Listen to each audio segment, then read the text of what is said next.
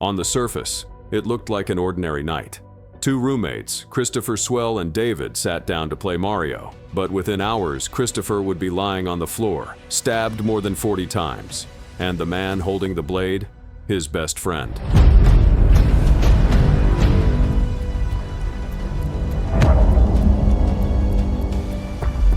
Christopher loved video games. Friends say he found comfort in those late-night sessions, sometimes laughing, sometimes competing fiercely.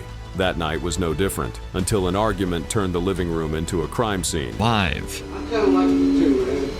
Minutes after the attack, David himself would call 911. But rather claimed that it was done in self-defense. What followed is one of the most chilling emergency calls you'll ever hear. David doesn't hide what he's done. In fact, he calmly tells police. Hands on me. It's just my best friend on the phone. Where you just had someone answer the door here at the apartment. I just needed a witness. His friend is dying in the bathroom. On the recording, you can hear officers rushing to the apartment. The dispatcher asks, "Do you have any knives on you right now?" David replies, "No, sir." His tone is flat, unemotional. When officers arrive, they find Christopher on the floor, barely alive, his body covered in gashes.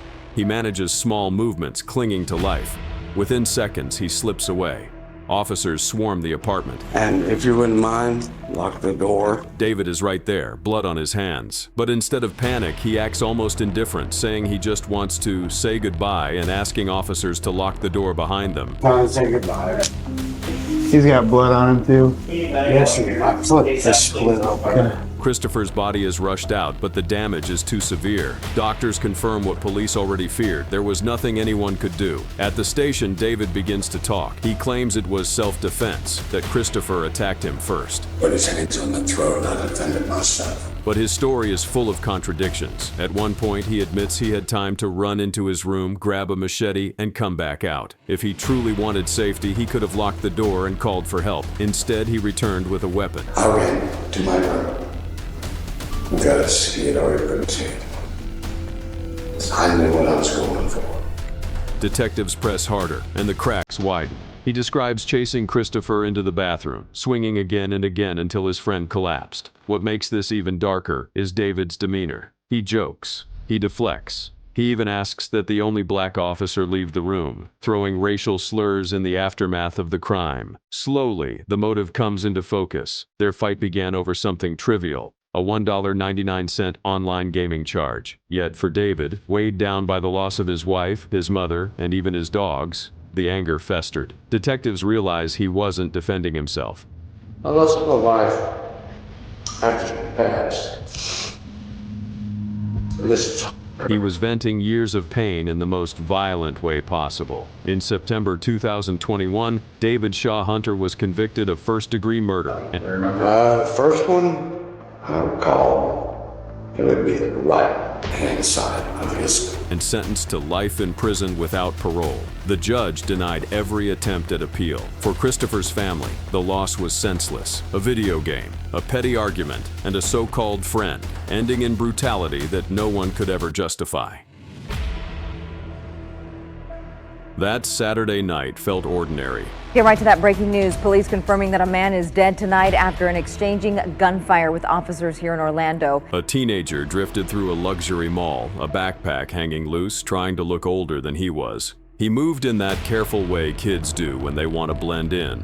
Not too fast, not too slow, eyes forward, phone in hand. When an officer working extra duty asked him to step outside, Sebastian Roman did not run. He didn't posture or mouth off. He answered questions. He admitted he was 19. He said there was nothing in the bag. On the sidewalk, the tone stayed calm. The officer pushed for clarity. Kids, weed. Sebastian admits to being underage and the officer lets him An know he open can container. Anything I should know about before I look. It sounded like a conversation that ends with a warning and a short lecture about choices. The kind you forget by Monday morning.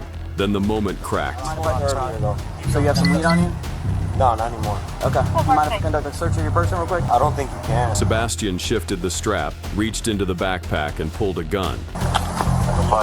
One blast split the night, and the mall exhaled in a wave. Shoppers flinched. A baby cried. Chairs scraped tile. The officer dove for cover. and called it in. There was an exchange of gunfire. Luana, police say it started at the Mall of Millennia and then kind of moved into the parking lot area towards the Olive Garden. His voice was tight and clipped. Shots fired. Suspect fleeing. North side exit. The radio came alive with overlapping replies. Units rolled. Sirens stacked over each other as backup raced toward the Olive Garden lot across the road. The boy ran.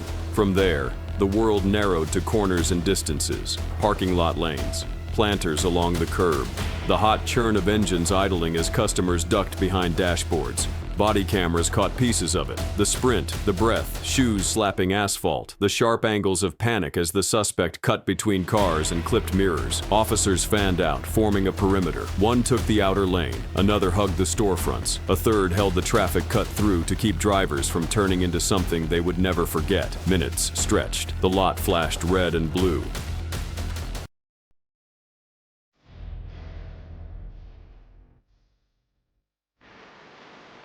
Officers traded locations and landmarks like chess moves. Southeast corner clear, negative on the west entrance. Witness says he ran toward the far row. A searchlight washed over windshields. A K-9 team pulled in.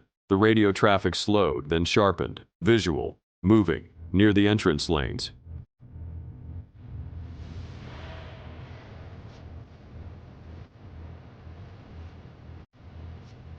Units closed the distance. The report later said the gun was stolen. The camera showed what adrenaline feels like when it chooses for you. The quick look over the shoulder. The stumble. We are at the intersection of Millennia Boulevard and Conroy. You can see this road is still closed off. It's been closed off since this officer-involved shooting happened at around 7 p.m. The small pause that gives pursuit a foothold. Commands rang out. Stop. Show me your hands. Do not reach. The moment that started with a conversation outside a mall now moved on rails. The kind of rails that carry you whether you like it or not. By dawn, his name was public. I see you here.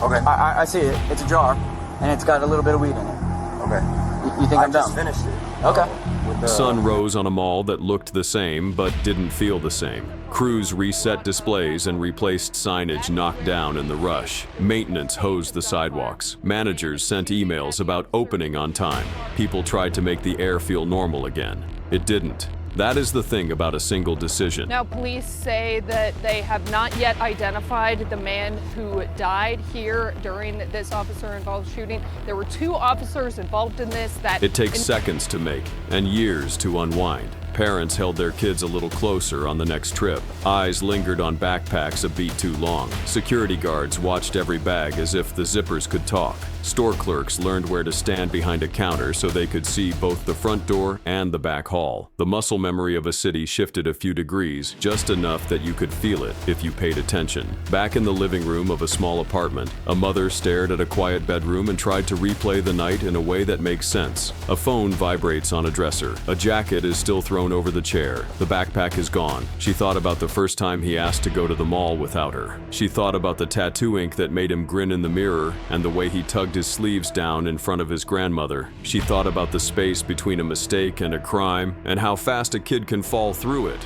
For the officer, the shift did not end when the lights shut off. There would be statements and replays and those long hours when the radio is quiet and the mind gets loud. He would run the tape in his head the same way the department would run it on a screen. It says that there was a body camera from both scenes. That is something they say they are going to release. Where were my hands? Where were his? Where did I stand? What did I miss? The job teaches you to separate the work from the weight.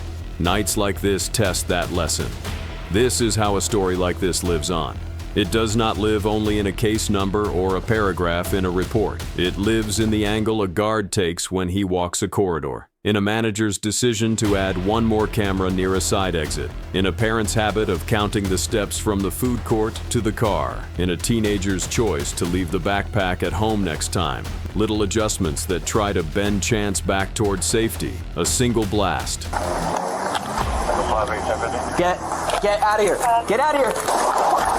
A sprint through a parking lot. A perimeter that closes like a fist. The facts are simple and hard. A stolen gun in a bag. A boy trying to be more than his age. An officer who did what training demands when a line is crossed. The rest is what we do with it. Do we learn the right lessons? Do we practice them on the quiet nights before the next loud one starts? Do we keep the space between a talk and a tragedy as wide as we can manage? That Saturday night felt ordinary until it wasn't. A decision that took seconds set off a chain that could not be undone. A mall reopened. The routine pretended to return, but somewhere a family counted the cost. Somewhere a community adjusted its mirrors, and somewhere a bedroom stayed quiet while a mother learned how heavy silence can be.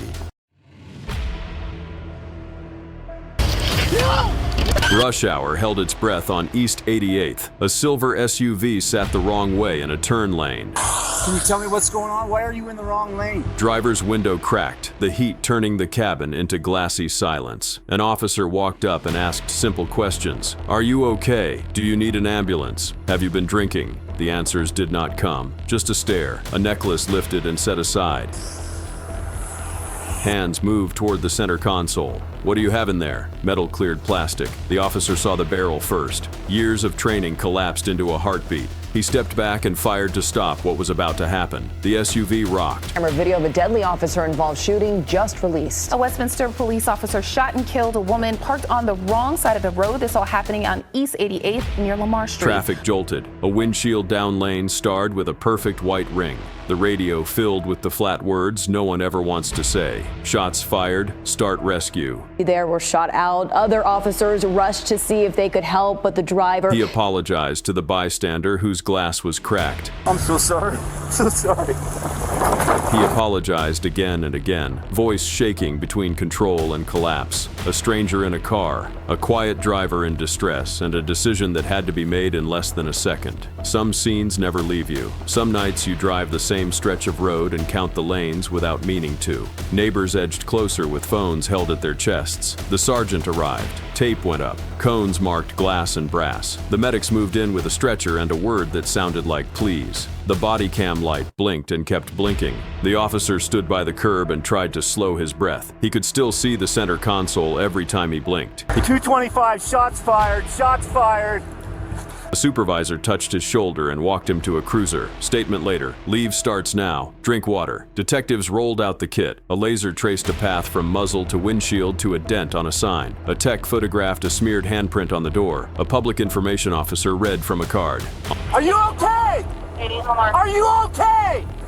Start rescue. She's down inside the car still. Ongoing investigation. The block exhaled when the tow hooked the SUV and pulled it from the lane. Night settled. The officer watched the taillights vanish and knew the review would be long. He also knew the moment was a hinge that would not stop moving. What he saw, what he believed, what he did, and the road that waits for him tomorrow. Quiet and familiar, counting lanes on its own. A quiet campus. A welfare check.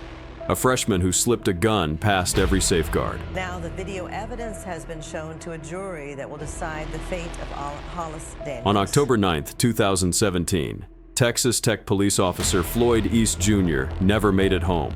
It starts hours earlier. Lubbock police stop a car after friends report a stolen gun. The driver is 19-year-old Hollis Reed Daniels. Officers talk to him, search what they can. Do you have any guns or any weapons in the vehicle? Any drugs or anything like that? Step out here and talk to me, man, okay?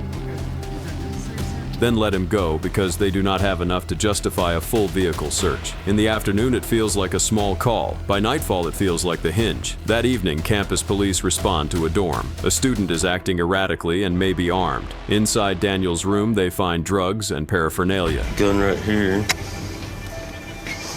Revolver. We has some drugs and paraphernalia in there, but we can't tell from plain views. Marijuana, maybe?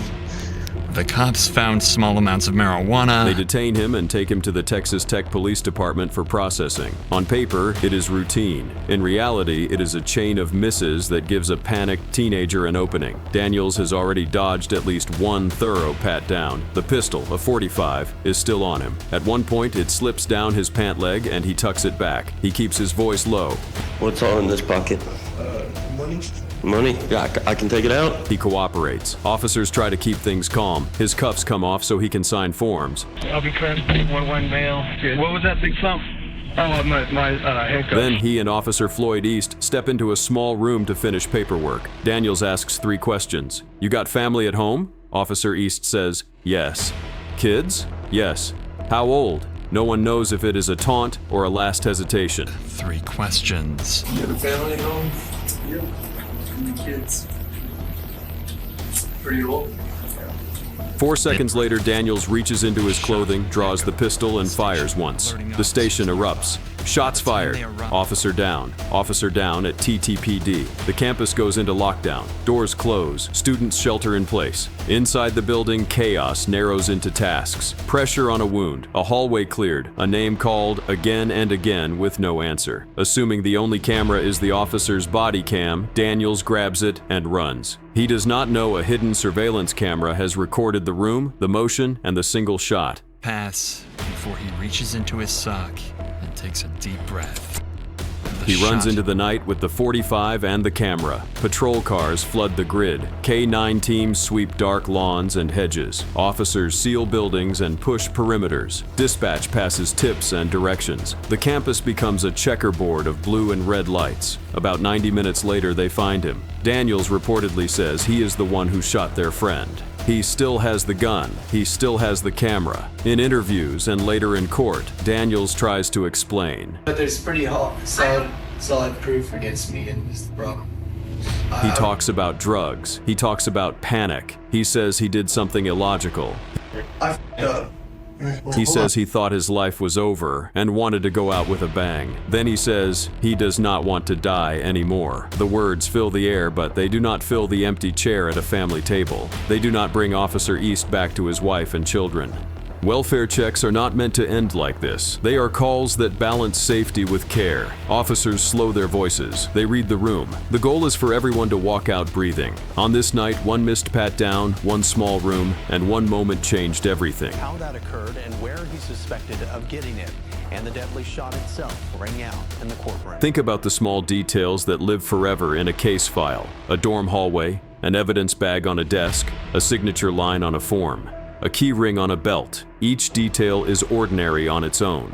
Together, they show the gap a determined person can use. Years pass. The case moves through the courts. In February 2023, after a guilty plea to capital murder of a peace officer, a Lubbock County jury chooses life in prison without parole instead of the death penalty.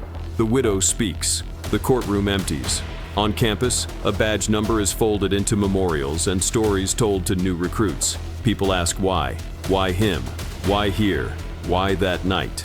They pull on each step to see where it could have been different. The traffic stop, the pat down, the cuffs, the door to the small room, the questions about family that still echo. None of those answers changed the ending. A single decision pulled a weapon into the light and took the life of a man who served his community. For Officer Floyd East Jr., the watch ended on October 9th, 2017. For his family, the silence in their home is louder than any siren. For Hollis Daniels, the sentence is life without parole.